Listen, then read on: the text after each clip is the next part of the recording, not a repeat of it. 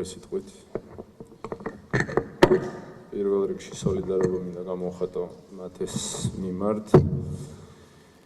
ძლიერი ბიჭია და დარწმუნებული ვარ, რომ ამდენი ხანიც მოუწევს საპატიმროში ყოფნა იქნება ძლიერად დამხნეთ. ეს უკვე ჩანს და პირველ რიგში გამძლეობას უსურვებ. ეხლა რაც შეეხება სასამართლო სისტემას, რომელიც წყვეტს ადამიანების ბედს. ეს სასამართლო სისტემა შეიქმნა წინამთავრობის დროს.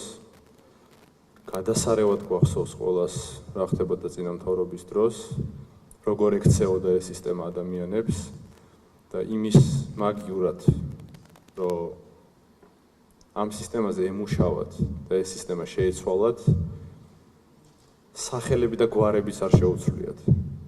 ზუსტად იგივე სახელები და ზუსტად იგივე სახელებზე და გვარებზე არის დამოკიდებული დღეს ადამიანების ბედი. ეს არ ვიცი, ძალიან ცუდი არის პირველ რიგში სახელმწიფოსთვის და პირველ რიგში ადამიანისთვის არის, რაც თავარია ადამიანისთვის და მე უკვე სახელმწიფოსთვის, იმიტომ რომ თუ სასამართლო არ იქნება ობიექტური, არაფერი არ იქნება ობიექტური და ქვეყანაში იქნება სულ არეულობა. ამიტომ მე მგონია, რომ დღევანდელ დღეს ბედს წყვეტს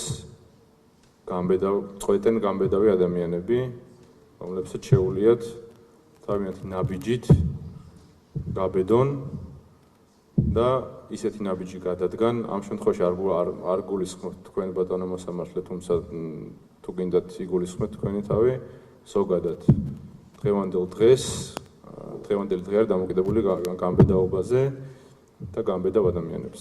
მადლობა.